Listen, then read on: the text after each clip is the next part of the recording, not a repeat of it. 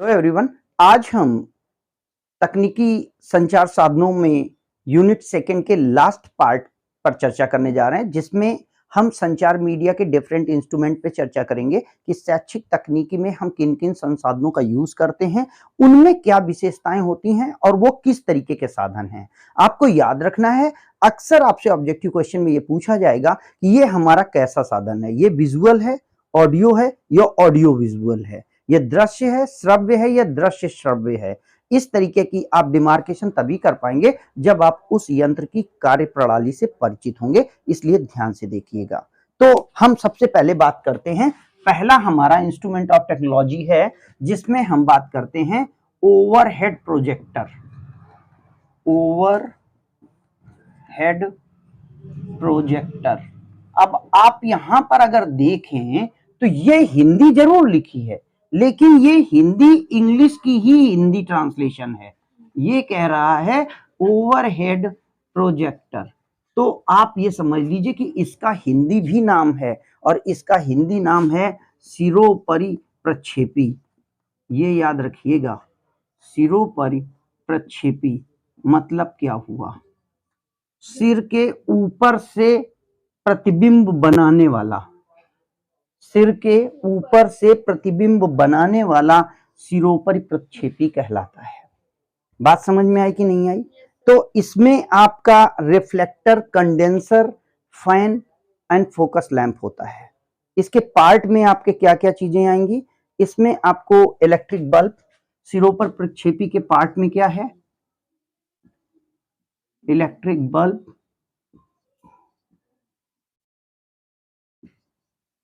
Projector, condenser और fan. ठीक है। और जो प्रोजेक्टर है इसको, इसका फोकस एडजस्ट किया जाता है, और ये जो चीज मेन होती है फोकस एडजस्टमेंट, यही मेन चीज है। इसका काम होता है कि ये कुछ दूर पर पर्दे पर चित्रों को प्रक्षेपित करता है, बना देता है। जैसे कि आपने अभी कुछ समय पहले देखा होगा, एक लेजर टॉर्च आई थी लाल कलर की, जिसमें आगे के बल्ब को बदल करके उसमें लड़की बैठी होती थी, या पॉइंट होता था या फूल होता था, और लोग छोटी सी टॉर्च रखते थे, बच्चे पेंसिल टॉर्च तरीके से, और पर्दों पर दिखाते थे। तो वो जो चीज होती है वो प्रक्षेपण होती है, यानी प्रतिबिंब को कहीं पर बनाने का काम कौन करता है? ओवरहेड प्रोजेक्टर करता है, और इसका शॉर्ट फॉर्म OHP है। करने के लिए आपको ये याद रखना है कि आपको स्टेबलाइजर रखना होगा, यानी जिससे पावर सप्लाई ठीक रहे, प्लस आपको जो मिरर है, मिरर को क्लीनिंग करनी होगी, मिरर की सफाई करनी होगी। ये दो सावधानियां आपको रखनी है। और ये जो ओवरहेड प्रोजेक्टर काम करता है, ये ध्यान रखिएगा, ये दृश्य साधन है। कैसा साधन है? इसको ये ध्यान रखिएगा, ये विजुअल है, इसमें ऑडियो नहीं होता। ये उस तरीके का वो नहीं है जैसा कि आप वीडियो देखते हैं। ये प्रोजेक्टर है। आपने प्रोजेक्टर पे ध्यान दिया होगा, मूवीज में अक्सर किसी क्रिमिनल वगैरह को जब परिचित कराना होता है, देखा होता है ना, तो एसपी वगैरह खड़ा होकर के, ये है फला आदमी, इसकी ये है, इसका ये है, वहां पे फोटो केवल आ रही होती है, आदमी बैठ के बता रहा होता है ना। ऐसा देखा है कि नहीं हो कि हीरो को या किसी इंस्पेक्टर को डिस्प्ले टाइप को होता है, तो उसमें क्या होता है कि केवल पिक्चर्स बदलती रहती हैं। बात समझ में आई कि नहीं आई? ये वीडियो प्रोजेक्टर नहीं है, ये ध्यान रखिएगा। ये दृश्य साधन है जो मात्र पिक्चर प्रोजेक्शन करता है। क्या करता है? पिक्चर्स को पर्दे पर प्रोजेक्ट कर देता है, बड़े पर्दे पर दिखाया जाता है। उसको आप खुद से, जैसे बच्चों का है, आपने सिरों पर प्रक्षेपी लगा दिया, तो यहां पर आपने क्या किया, एक अच्छी सी प्लेट लगा दी, और उसके बाद आप उस चीज को आगे फॉरवर्ड कर देते हैं। तो जब आप अपनी फोटो करेंगे, जैसे बच्चों आज हम इसके बारे में पढ़ेंगे, आपने एक फोटो खोली, उसमें एक चित्र बना हुआ है पेड़ का, तो बच्चा देखेगा कि ये पेड़ है, पेड़ पर चर्चा करेंगे। ठीक है। अब पेड़ के हम पार्ट्स पे चर्चा करेंगे, तो अगली बार आपने दूसरी फोटो खोली, उसमें जड़ों की बात आ गई, तीसरी फोटो खोली, उसमें ऊपर की बात आ गई। तो फोटो आती जाएंगी, आप डिस्क्रिप्शन करते जाएंगे। समझ में आया? स्लाइड टाइप में चलेगा, ठीक है। तो वॉइसेस नहीं होंगी, ये ध्यान रखिएगा, ये केवल पिक्चर्स दिखाएगा। बात समझ में आई कि नहीं आई? अब इसके लाभ, इसकी हानियां। तो इसके गुणों में अगर आप देखें तो ये चीज सबसे पहले गुणों में ये आती है कि ये रोचक बना देता है। रोचक बनाना किसको? अध्ययन सामग्री को रोचक बनाना। सरलता से विषय वस्तु दिखाना। जैसे कि अब हम मान लीजिए एक हाथी की बात कर रहे हैं, अब हम यहाँ पे हाथी बनाने की कोशिश करें, बहुत टाइम लगेगा। हमने ओवरहेड प्रोजेक्टर पे तुरंत हाथी की पिक्चर लगाई और बच्चों से पूछा, बेटा देखो ये हाथी है, इसको ऐसा ऐसा है, तो बच्चे उस हाथी को देख करके ज्यादा अट्रैक्ट होंगे और उसको समझ पाएंगे। और बच्चों में शुरुआत में चूंकि सुबोपली की हमारी भावना होती है, बच्चे सबसे पहले देखना और सुनना पसंद करते हैं। पहले बच्चों को आप दिखाइए, उनको बताइए, फिर जब वो देख भी लेंगे, सुन भी लेंगे, तब वो बोलेंगे, है ना। सुनना बोलने के साथ देखना, लिखना, लिखना पढ़ना, है ना।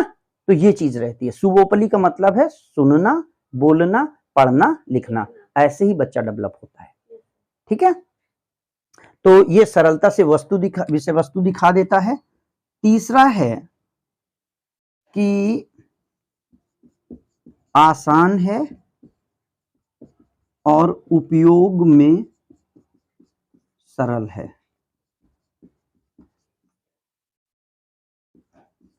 चौथा है दृश्य उपागम है,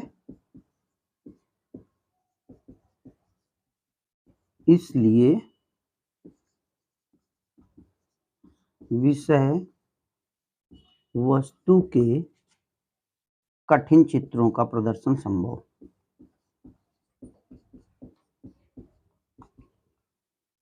चित्रों का प्रदर्शन संभव। बात समझ में आई कि नहीं आई? अब इसके नुकसान क्या हैं, इसमें लॉस क्या है, तो इसके दोष में आ जाएंगे। तो दोष जब आप स्टडी करेंगे तो सबसे पहले ये है कि सावधानी बहुत चाहिए इसमें, क्योंकि इसमें ग्लास भी है और जो इसका ग्लास है उसे साफ रखना बहुत जरूरी है। दूसरी चीज, विद्युत सप्लाई के बिना नहीं चलेगा। विद्युत सप्लाई आवश्यक, जहां पे लाइट नहीं है वहां पे काम नहीं कर सकते, ठीक है। तीसरी चीज है आवाज ना होने से बहुत प्रभावी नहीं।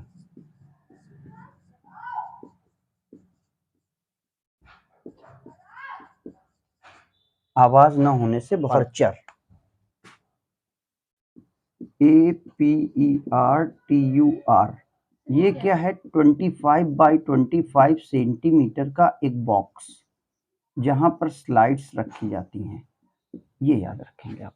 स्लाइड्स या मैटर मतलब जो प्रक्षेपी होता है, ये लाइट डालता है, तो जैसे निगेटिव नहीं होता, निगेटिव डाल करके आप चित्र दिखाते हो, तो वैसे ही आपको सिरों पर प्रक्षेपी में स्लाइड्स रखनी होती हैं। ये उन्हीं के थ्रू वही दिखाएगा। भाई जो स्लाइड रखोगे उसी को तो प्रोजेक्ट करेगा वहां पर। तो स्लाइड्स रखने के जो स्थान है वो अपर्चर कहलाता है। ये 25 बाई 25 सेंटीमीटर का होता है। अचल और चलचित्र प्रोजेक्टर, ये क्या चीज है? यहां पर आप स्टिल एंड मूवी प्रोजेक्टर कह सकते हैं इसे, ठीक है। तो ये कैसा होता है? ये भी आपका जो है ये दृश्य साधनों में ये भी आता है। ये वीडियो नहीं है, ये ध्यान रखना, ये दृश्य साधनों में ही आता है। इसमें क्या होता है? इसमें अचल चलचित्र, अब एक ये समझिए कि चलचित्र प्रोजेक्टर है। चलचित्र प्रोजेक्टर का मतलब है वीडियो विदाउट म्यूजिक या वॉइस।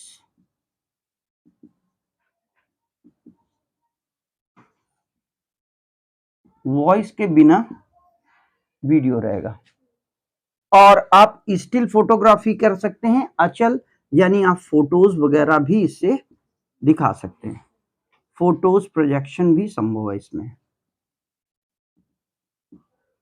तो ये दो चीजें इसके लिए इंपॉर्टेंट है। बाकी बहुत ज्यादा अब इसमें डिस्कस करने की जरूरत नहीं है। इसके सब्जेक्ट मैटर पे आप हाथ से खींची गई स्लाइड्स भी इसमें दिखा सकते हैं, हाथ से खींची स्लाइड्स, या आप चलचित्र टेप को इससे दिखा सकते हैं, चलचित्र टेप। ठीक है, बच्चों को आप दिखा सकते हैं। हम तीसरे संचार साधन की बात करते हैं, तो यहां पर संचार साधन में तीसरी चीज है जिसे हम कहते हैं फिल्म स्ट्रिप। अब फिल्म का मतलब क्या है? फिल्म का मतलब है चित्र, और स्ट्रिप का मतलब है टेप या धागा, यानी ऐसे आपका एक टेप। अब एक बात ध्यान रखिएगा, यहां पर ये वाली जो चौड़ाई है, ये वाली, ये 35 mm की है। कितने की? 35। और ये लगभग 1 मीटर है, 1 MTR। कौन सी? ये वाली। समझ में आ गया? इसी को हम कहते हैं फिल्म स्ट्रिप। इसमें लगभग 10 से 15 चित्र एक साथ आते हैं। ये लैंग्वेज ध्यान रखिएगा। अब इसको सिंगल फ्रेम में, डबल फ्रेम में, देखो इधर, ये दो तरीके से होती है। एक होती है सिंगल फ्रेम और एक होती है डबल फ्रेम। Single frame. अब देखो जो सिंगल फ्रेम है वो 18x24 होती है। कितनी होती है? 18x24। अब इसका एक एक पार्ट, इसके ये 2 गुने है ना, ये 18 है ना, इसका 24 कर दो और इसका 36 कर दो, इसका आधा। ठीक है, तो यहां पर ये समझ में आया नहीं आया? ये सिंगल फ्रेम में ये रहेगी, डबल फ्रेम में ये, सिंगल फ्रेम ये रहेगा, डबल फ्रेम ये रहेगा। ये मेजरमेंट नोट कर लीजिए फिल्म स्ट्रिप का। फिल्म स्ट्रिप में डबल फ्रेम, सिंगल फ्रेम ऐसे रहेगा, और ये दोनों की दोनों चीजें mm में हैं।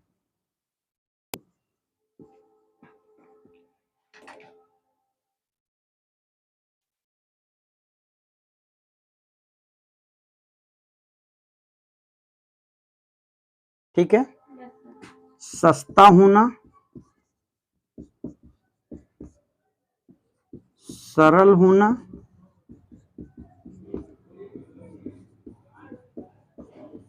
उपयोग में आसान होना,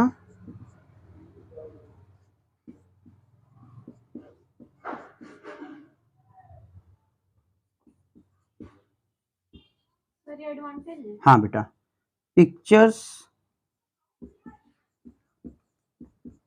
की सहायता से विषय वस्तु दिखाना, इन दोनों चीजों को लेकर के ये टॉपिक आपका आसान रहता है। ये इसके क्वालिटीज हैं।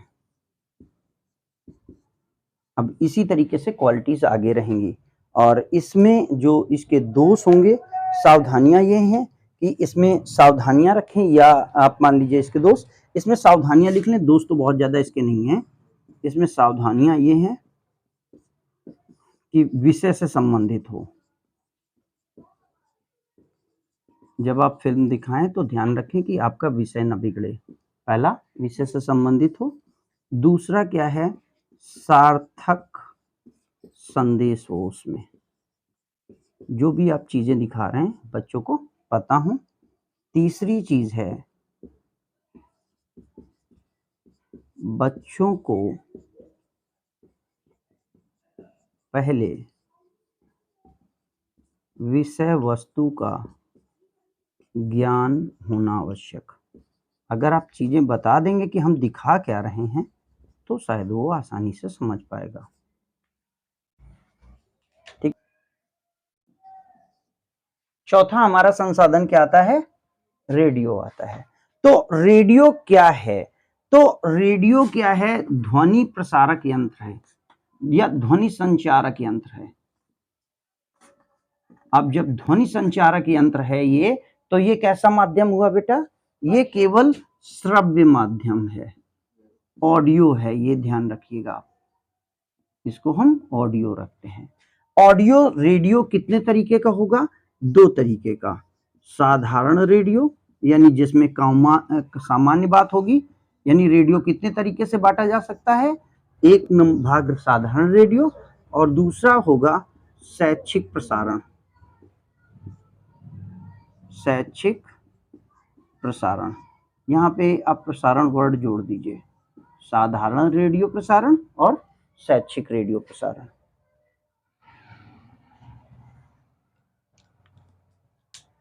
इसके गुण क्या हैं? सरल है, सस्ता है, आसानी से उपलब्ध है,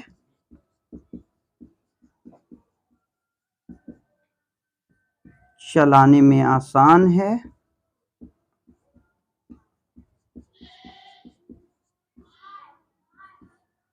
और कह सकते हैं दूर दराज के क्षेत्रों के लिए उपयोगी, क्षेत्रों के लिए उपयोगी।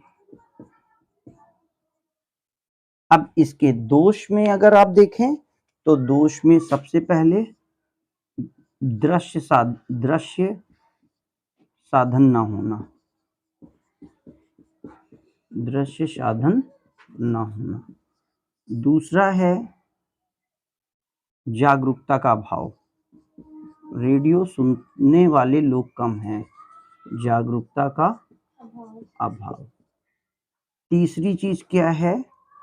पुनरावृत्ति संभव नहीं, ये बहुत बड़ा इसका लॉस है, पुनरावृत्ति संभव नहीं। जैसे कोई भी बात आप बता रहे हो, कोई भी मैसेज दे रहे हो, प्रसारण कर रहे हो, तो बैठा हुआ व्यक्ति प्रसारण कर रहा है और सुनने वाला सुन रहा है, बाई चांस वो कुछ नहीं सुन पाया तो क्या आप रिपीट करवा पाएंगे? वो तो बोलता चला जाएगा, आप बैठे रहिए। तो पुनरावृत्ति संभव नहीं होती है, इसलिए इसकी सीमाएं हैं, ठीक है ना। और चौथी चीज है, इसमें अनुवर्ती कार्यक्रम संभव नहीं होते। अनुवर्ती कार्यक्रम का मतलब जैसे कोई काम हमने शुरू किया तो उसकी फॉलो अप हम नहीं ले पाते कि उसका प्रभाव कितना पड़ा या उसका क्या उद्देश्य सक्सेस हुआ, ठीक है। आज के समय में रेडियो बहुत प्रभावी नहीं है, ठीक है। अगला, तो संचार साधनों में अगला साधन हमारा टेप रिकॉर्डर आता है। ये भी हमारा ऑडियो यंत्र है, ये ध्यान रखेंगे, इसे हम श्रव्य मानते हैं। और टेप रिकॉर्डर जो है वो मैग्नेटिक स्ट्रिप्स पर वॉइस इनकोडिंग करके बनता है, ठीक है, जिसको पुराने समय में आप कैसेट भराना कहते थे, डबिंग जिसको कहते थे, ठीक है। और टेप रिकॉर्डर में हमारे 3 पार्ट होते हैं। इसमें सबसे पहला माइक्रोफोन होता है, एम्पलीफायर होता है,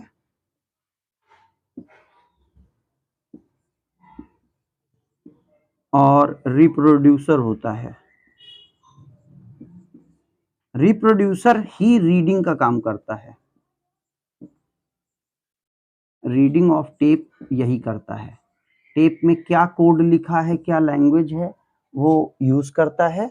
और टेप रिकॉर्डर का प्रयोग लैंग्वेज लेबोरेटरी में किया जाता है, लैंग्वेज लेबोरेटरी,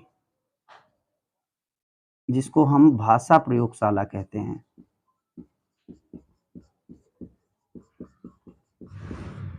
भाषा प्रयोगशाला में लेक्चर्स को ऑडियो फॉर्म में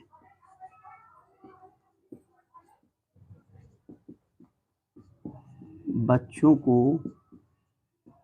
सुनाने के लिए, कोई जो मैसेज है, कोई लेक्चर है, वो अगर हम सुनाना चाहते हैं तो उसे हम टेप रिकॉर्डर के माध्यम से प्ले कर सकते हैं, ठीक है।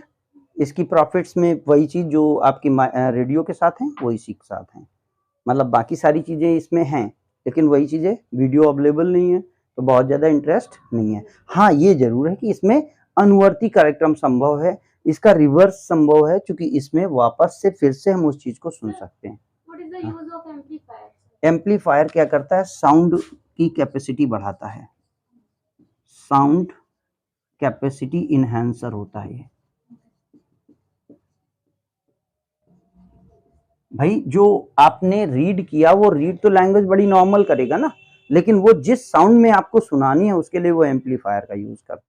तो हम अगले उसमें ये कुछ हमारे फैक्ट्स हैं जिनमें कि अब हम बहुत ज्यादा काम नहीं करते हैं, लेकिन इनका चूंकि प्रयोग पहले हुआ है इसलिए इन्हें नाम देना आवश्यक है। वीडियो डिस्क, जिससे कि हम इमेजेस को मूव करते हुए दिखा सकते थे, इमेजेस मूवमेंट दिखा सकते थे, इसके लिए इसका प्रयोग होता था। वीडियो टेक्स्ट का मतलब है जो रिटन कंटेंट है उसे हम रिटन कंटेंट को इन फॉर्म ऑफ इमेज दिखाते थे, जिसे आप कह सकते हैं नोट्स। नोट्स को हम इमेज में दिखाते थे। और ये टेलीटेक्स्ट है, इससे क्या होता था, हम मैसेजिंग कर सकते हैं और इससे हम शो कर सकते हैं, डिस्प्ले कर सकते हैं टेक्स्ट को।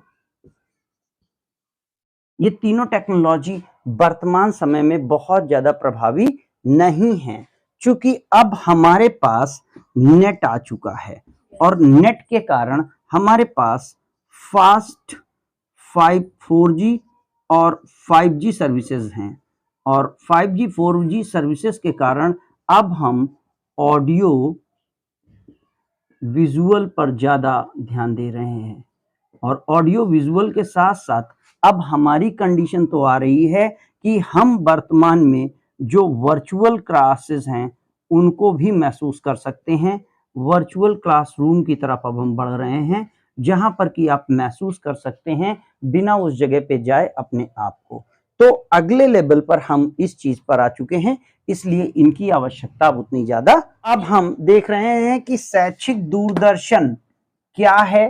शैक्षिक दूरदर्शन एक संसाधन के रूप में, शैक्षिक टेक्नोलॉजी के रूप में विकसित किया गया। इसकी शुरुआत 15 सितंबर 1959 से हुई है। शैक्षिक दूरदर्शन के अनुसार ये प्रोग्राम चले हैं, जिनमें से ये चौथा प्रोग्राम है।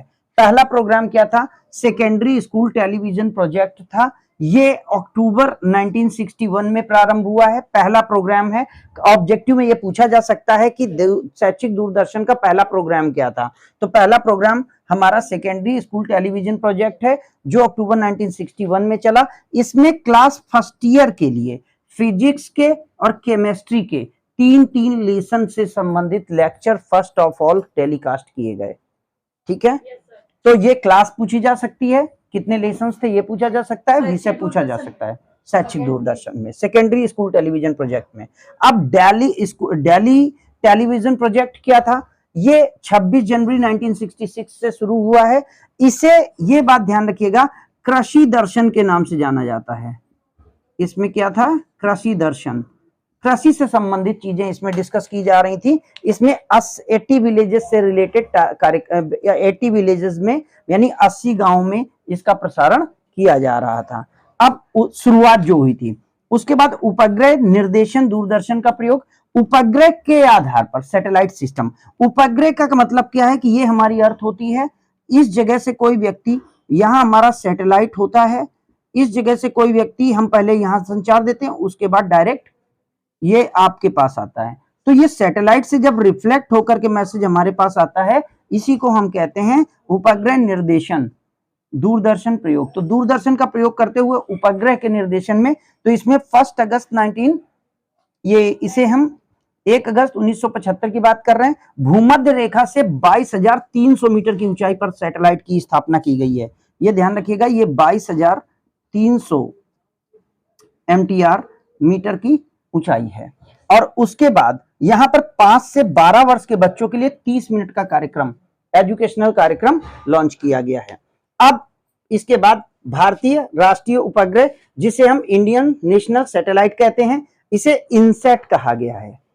ठीक है, इस को हमने शुरू किया है और ये 70 करोड़ का प्लानिंग था, जिसमें 6 स्टेट थे, 13 डिस्ट्रिक्ट थे और 45 मिनट का शैक्षिक कार्यक्रम इसमें पर डे प्रसारित किया जा रहा था। तो शैक्षिक दूरदर्शन से इतनी सेवाएं हमें शिक्षा के क्षेत्र में मिली हैं।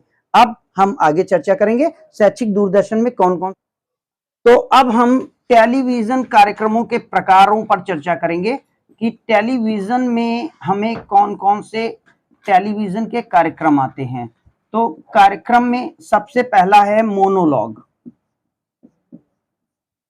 मोनोलॉग जिसमें एक व्यक्ति खड़ा होकर के अपनी बात कहेगा, एक व्यक्ति मैसेज देगा, उसे हम मोनोलॉग कहेंगे। एक व्यक्ति बात करेगा, कोई आमने सामने कोई कुछ नहीं होगा। मोनोलॉग का मतलब है साइलेंट लिसनर होता है यहाँ पर, और मोनोलॉग में इसी में बात की जाती है।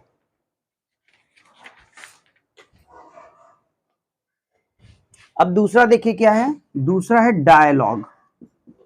तो डायलॉग बेस्ड कार्यक्रम कौन सा होता है, जिसमें 2 या 2 से अधिक लोग बात बोलते हैं, 2 या 2 से अधिक।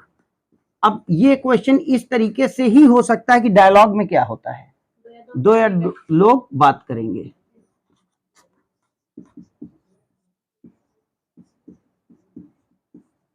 फिर तीसरा फॉर्म है साक्षात्कार का। साक्षात्कार को हम इंटरव्यू कहते हैं। इंटरव्यू, और इंटरव्यू में क्या होता है, प्रश्नोत्तरी होती है, प्रश्नोत्तर माध्यम होता है। 2 लोग इसमें भी होते हैं, लेकिन यहाँ पे एक व्यक्ति इंटरव्यू मतलब साक्षात्कार लेने वाला और एक साक्षात्कार देने वाला होता है। उसके बाद पैनल और फोरम।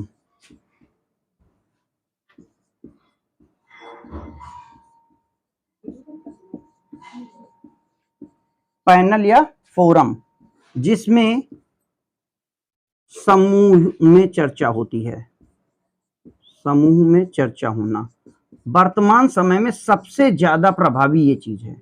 देखा होगा हर चैनल का अपना पैनल बना हुआ है, 4-5 विशेषज्ञ बैठ जाते हैं, एक ऑडियो बैठ जाता है, चर्चा हो रही है, ये हुआ, इस पर क्या कहना चाहेंगे आप, आता हूं इनके पास, बताइए आप क्या कह रहे हैं। तो इस तरीके से जो चीजें आती हैं वो होते हैं। उसके बाद 5वां हो सकता है क्विज, 6ठा नाटक, 7वां वास्तविक घटनाएं, वास्तविक घटना प्रसारण जिसको आप लाइव कहते हो, होता है ना। और 8वें नंबर पर होता है तुम्हारा अनुकरणीय कक्षा कक्ष, मतलब जैसे उन्होंने कर रखा है, वो आपको कोई चीज दिखाते हैं वैसे ही आप करें। अनुकरणीय कक्षा कक्ष प्रदर्शन, क्योंकि शैक्षिक की बात है, हम बात कर रहे हैं शैक्षिक में क्या क्या हो सकता है, ठीक है। तो इतनी सारी चीजें दूरदर्शन के माध्यम से हम एजुकेशन में ला सकते हैं। तो यहां पर हम इस वीडियो को क्लोज कर रहे हैं। अगले वीडियो में हम सीसीटीवी और कंप्यूटर की वर्किंग पे चर्चा करेंगे। Thank you.